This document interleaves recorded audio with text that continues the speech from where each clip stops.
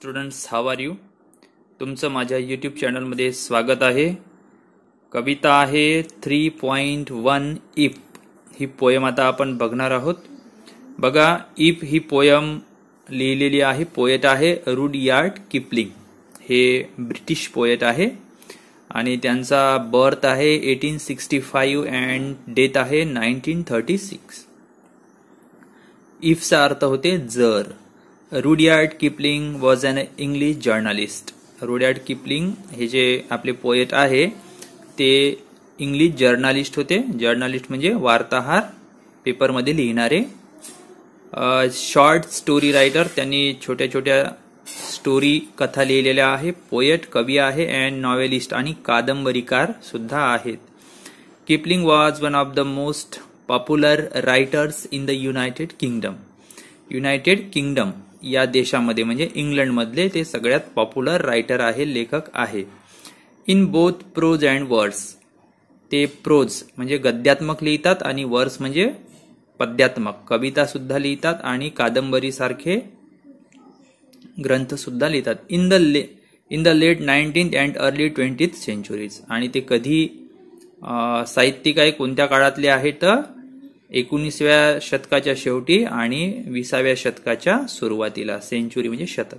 He was awarded the Nobel prize for literature in 1907 at the age of 42. त्यांना साहित्यामधला सर्वात उत्कृष्ट आणि सर्वात मोठा पुरस्कार आहे नोबेल पुरस्कार, तो मिळालेला आहे साहित्यामध्ये 1907 साली आणि तेव्हा त्यांचं वय होतं 42. He was the first writer writing in English to receive the prize. आणि इंग्रजीमध्ये लेखन करणाऱ्या साहित्यिकामध्ये ते पहिले साहित्यिक होते ज्यांना नोबेल प्राइज मिळालेलं आहे.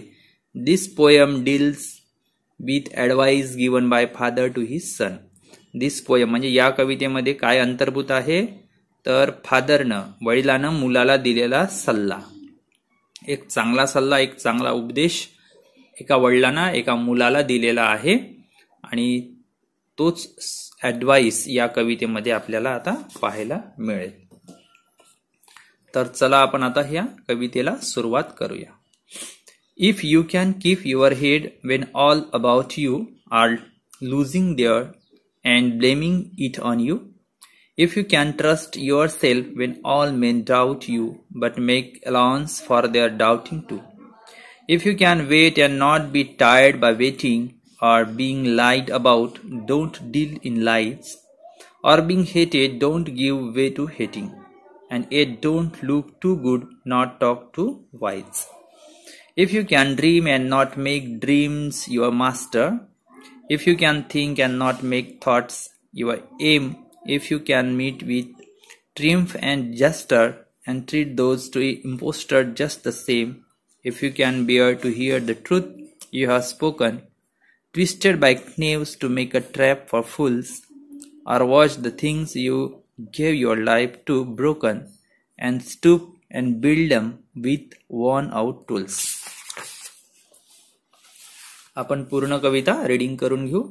The last stanza. If you can talk with crowds and keep your virtue, or walk with kings nor lose the common touch.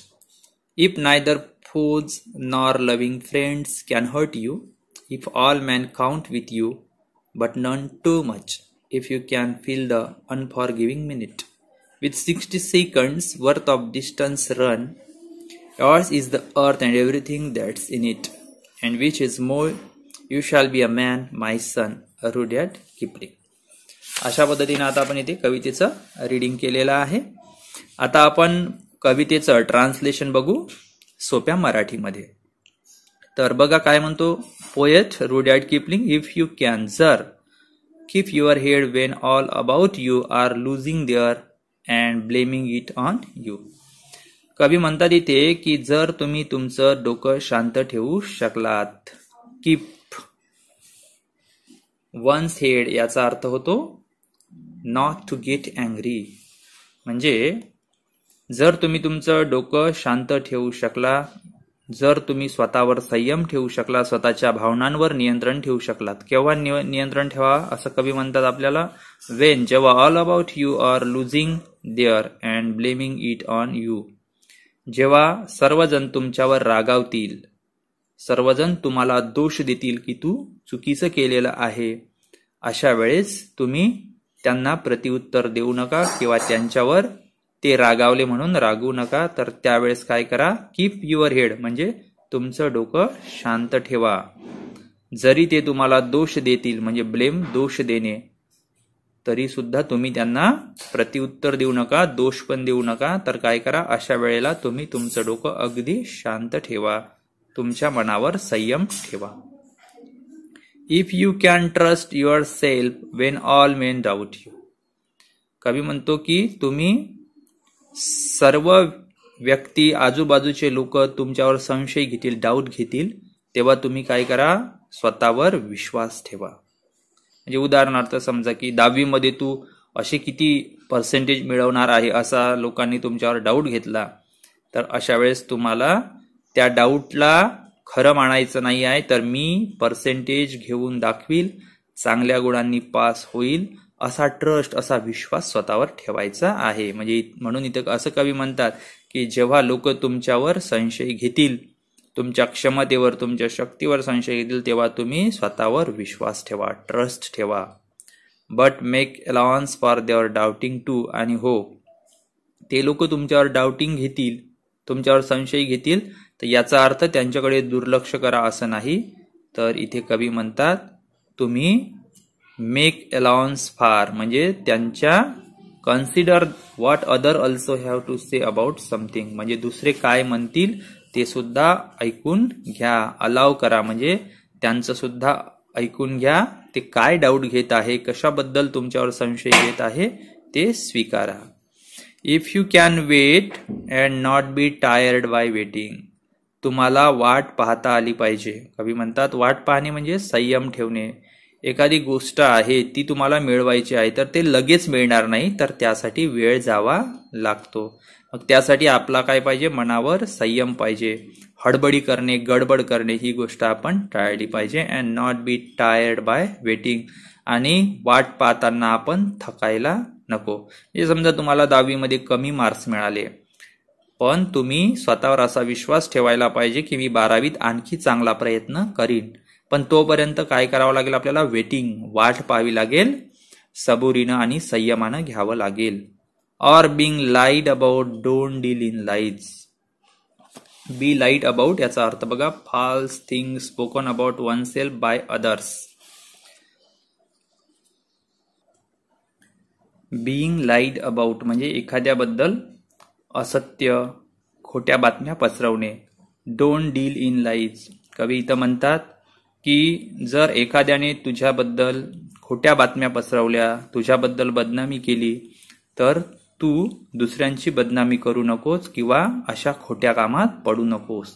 Or being hated, don't give way to hating. जर कोणी तुझा तिरस्कार केला, hate केला, तर तू त्यांचा, don't give way to hating, तू त्यांचा तिरस्कार करू नको. बघा इथे डोंट गिव्ह वे टू हेटिंगचा अर्थ आहे allow hatred to take control of oneself. जर तुझा कोणी तिरस्कार केला, जर तुला कोणी नाकारलं, तर अशा वेळेस त्या नकारात्मक विचारांचा स्वतःवर परिणाम होऊ द्यायचा नाही. Don't give way to hating. And a don't look too good or talk too wise. आणि असं जर तू केलं तर काय होईल, तुला अहंकार होईल. तर इथे कवी म्हणतो की and a don't look too good, आणि स्वतःला टू गुड, खूप चांगलं समजू नको किंवा मी खूप ग्रेट आहे असं शेखी मिरवू नको, असा अहंकार करू नको. नॉर टॉक टू वाईज, आणि स्वतः मी मोठा शहाणा आहे असं सांगत फिरू नको. म्हणजे थोडक्यात इथं कवी काय म्हणतात की ह्या सगळ्या ज्या गोष्टी आहे, म्हणजे स्वतः कोणाचा तिरस्कार करायचा नाही, कुणी तिरस्कार केला तर त्याबद्दल नकारात्मक बोलायचं नाही. तर असे जे चांगल्या चांगल्या गोष्टी जेव्हा तू करशील, तेव्हा त्याबद्दल स्वतःला अहंकार होऊ देऊ नको, आणि स्वतःला मी खूप आदर्श आहे, खूप चांगला आहे असं पण म्हणू नको. म्हणजे तुझी भाषा कशी असली पाहिजे, मवाळ आणि प्रेमळच असली पाहिजे. स्वतःला अति शहाणं, वाईज आणि गुड, अति आदर्श आहे अशी शेखी मिरवायची नाही, किंवा असा बडेजाव सांगत फिरायचं नाही, असं इथं कवी आपल्याला ऍडवाइस करत आहे. म्हणजे एक फादर आपल्या मुलाला ऍडवाइस करत आहे. पुढे बघू. If you can dream and not make dreams your master. तुम्ही स्वप्न पाहायला शिकलं पाहिजे. जसं अब्दुल कलाम म्हणतात की जर तुम्हाला जीवनात मोठं व्हायचं असेल तर यू कॅन ड्रीम. तसं इथे आपल्याला रुडॅर्ड किपलिंग पण म्हणतात, काय म्हणतात की if you can dream and not make dream your master. तर आपण मोठे मोठे स्वप्न बघितले पाहिजे. मोठं होण्यासाठी स्वप्न बघून प्रयत्न केला पाहिजे, पण स्वप्नांना आपला मास्टर होऊ देता कामा नये. म्हणजे नुसतंच स्वप्न पाहत राहणे, स्वप्नवृत्तीमध्ये गुंग होणे आणि ते स्वप्न आपले मालक बनणे, ही गोष्ट मात्र आपल्याला होऊ द्यायची नाही, असं कवी इथे म्हणतात. तू स्वप्न बघ, पण स्वप्नांना तुझा राजा होऊ देऊ नको, म्हणजे स्वप्नामध्ये भरकटू नको. If you can think and not make thoughts your M.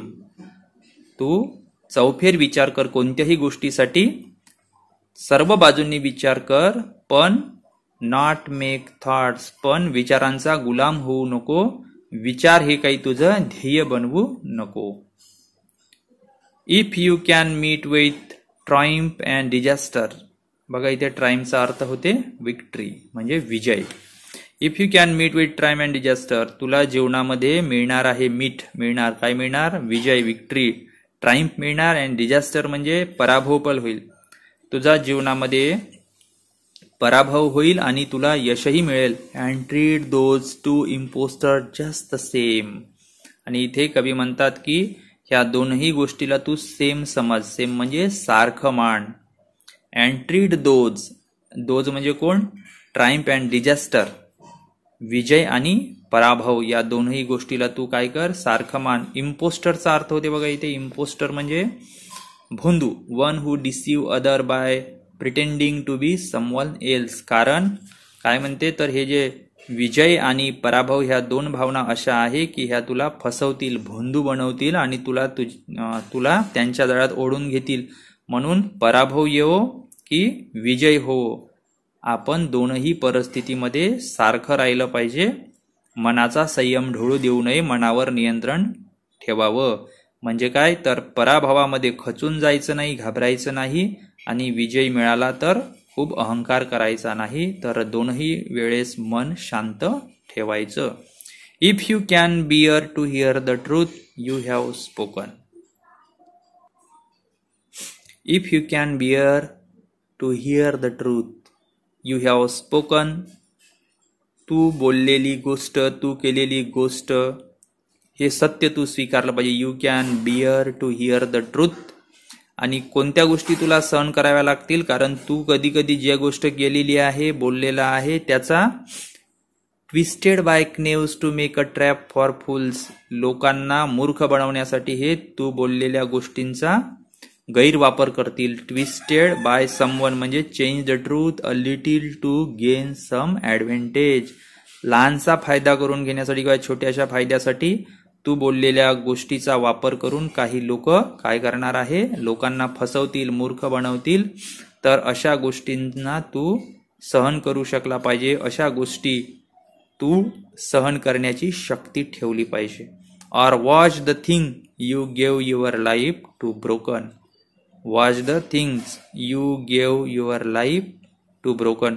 तुझ्या जीवनामध्ये काही गोष्टी, तुझ्या बनवलेल्या गोष्टी आहे, निर्माण केलेल्या गोष्टी आहे, त्या नष्ट होताना पाहशील, पण ते सहन करण्याची तू शक्ती ठेव. वॉच द थिंग म्हणजे त्या गोष्टी सुद्धा तू पाहण्याची शक्ती ठेवली पाहिजे. कारण तू बनवलेल्या गोष्टी, तू बनवलेले कर्म तुझ्या समोर नष्ट होईल आणि अशा गोष्टी मग तुला दुःख देतील. पण कवी सांगतात की हे दुःख पचवण्याची, म्हणजे तू ज्या गोष्टी बनवल्या त्या जेव्हा ब्रोक होईल, मोडल्या जातील, तेव्हा ते सहन करण्याची किंवा ते पाहण्याची तुझ्यामध्ये क्षमता ठेव. And stoop and build um with worn out tools. आणि पुढे ते सांगतात की अशा ज्या गोष्टी आहेत, ज्या ब्रोक झालेल्या आहे, मोडलेल्या आहे तुझ्या समोर, तर त्या पुन्हा बिल्ड कर, म्हणजे पुन्हा बांध. ते बांधण्यासाठी स्टूप म्हणजे पुढं वाक, पुढं हो, आणि त्या सगळ्या नष्ट झालेल्या गोष्टी पुन्हा उभ्या कर. विथ वॉर्न आउट टूल्स म्हणजे या सगळ्या थकलेले जे टूल्स आहे, नष्ट झालेले टूल्स आहे, पडलेले टूल्स आहे, सामान आहे, ते सर्व सामान पुन्हा उभं कर आणि जेवढ्या तू बनवलेल्या वस्तू किंवा गोष्टी होत्या जरी त्या लोकांनी नष्ट केल्या, मोडल्या, तरी तू हिमतीनं त्या पुन्हा उभ्या कर. आणि कवी म्हणतात की जर ह्या गोष्टी तू करू शकलास तर काय होईल, तर तुझ्या जीवनामध्ये आनंद येईल आणि सगळं जग तुझं होईल. If you can talk with crowds and keep your virtue.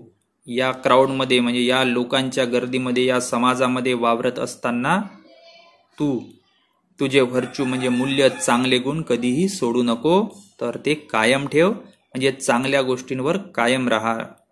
कारण समाजात जेव्हा आपण मिसळतो तेव्हा आपल्याला वाईट गोष्टींची संगत लागण्याची शक्यता असते. त्यावेळेस काय करावं लागते आपल्याला, अशाही परिस्थितीत स्वतःचे व्हर्च्यू, स्वतःचे चांगले गुण सांभाळून ठेवायचे आहे. गर्दीमध्ये सुद्धा भरकटून जायचं नाही किंवा गर्दीचा भाग व्हायचं नाही. Or walk with king nor lose the common touch. आणि राजासोबत राहताना सर्वसामान्य माणसांना विसरायचं नाही. म्हणजे कधी कधी काय होईल, तर चांगल्या चांगल्या मोठ्या मोठ्या व्यक्तींसोबत आपला संपर्क येईल, पण याचा अर्थ आपल्या सर्वसामान्य लोकांना, आपल्या मित्रांना, आपल्या परिवाराला आपल्याला विसरायचं नाही. तर जेव्हा आपले हात आकाशाला गवसणी घालत असतील तेव्हा पाय मात्र जमिनीवर असले पाहिजे. सर्वसामान्य माणसासोबत आपला टच म्हणजे सर्वसामान्य लोकांमध्ये आपण मिसळून वागलो पाहिजे किंवा त्यांच्यासाठी आपण काम केलं पाहिजे. जसं डॉक्टर बाबासाहेब आंबेडकर हे किंग सोबत चालत होते, मोठे व्यक्ती बनले, पण सर्वसामान्य माणसांसोबत मात्र ते संपर्कात होते, त्यांच्या कल्याणासाठी ते झटत होते. तसंच आपणही खूप मोठं व्हायचं, पण सर्वसामान्य व्यक्तींना विसरायचं नाही, असा सल्ला इथे एक फादर आपल्या मुलाला देत आहे. If neither foes nor loving friends can hurt you. Neither foes, foes म्हणजे शत्रू, नॉर लव्हिंग फ्रेंड्स आणि मित्र. शत्रू असो अथवा मित्र असो, तुला जरी त्यांनी हर्ट केलं, if neither foes nor loving friends can hurt you, if all men count with you but none too much. तर सगळ्यांसोबत तुला कसं सारखं वागायचं आहे. If neither foes nor loving friends can hurt you, if all men count with you. इथे बघा, count with यूचा अर्थ आहे be equally important to you. म्हणजे शत्रू असो का मित्र, दोघांसोबतही आपण सारखी वागणूक जर ठेवली तर काय होईल. If neither foes nor loving friends can hurt you, तर सगळ्याच लोकांना आपण सारख्या नजरेनं बघितलं, शत्रू असो अथवा मित्र, तर काय होईल म्हणते कवी, loving friend can hurt you, तर दोघंही तुम्हाला इजा करू शकणार नाही, तुम्हाला दुखू शकणार नाही, तुम्हाला हर्ट करू शकणार नाही. म्हणजे जर आपल्याला जीवनामध्ये दुःख मिळवायचं नसेल, दुःखापासून दूर राहायचं असेल, तर काय करायचं आहे, सगळ्यांसोबत सारखी वागणूक ठेवायची. मग तो शत्रू असो की मित्र असो, आपल्यामध्ये त्यांच्याबद्दल समानतेचा भाव हवा. बट नॉन टू मच, म्हणजे कोणालाही टू मच, खूप महत्व द्यायचं नाही. शत्रूलाही सारखं आणि मित्रालाही सारखंच महत्व द्यायचं. If you can feel the unforgiving minute. काय म्हणतात, अनफॉरगिव्हिंग मिनिट म्हणजे time that does not wait for anyone. वेळ कोणाचाही वाट पाहत नाही. याचा अर्थ काय, तर वेळ ही खूप मूल्यवान आहे, वेळ अमूल्य आहे. कवी म्हणतात की अशी वेळ तुम्ही गमवू नका, जाणारा वेळ वापस येणार नाही. म्हणून आपलं हे कर्तव्य आहे की आपण प्रत्येक मिनिटाचा, क्षणाचा उपयोग करून घेतला पाहिजे, तेव्हाच आपण या जीवनामध्ये यशस्वी होऊ. With 60 seconds worth of distance run. काय म्हणतात इथं, 60 seconds वर्थ ऑफ डिस्टन्स रनचा अर्थ दिलेला आहे make good use of every second without wasting. याचा अर्थ होतो की एकही सेकंद, एकही क्षण वाया न घालवता आपल्याला जीवन जगायचं आहे. Your is the earth and everything that's in it.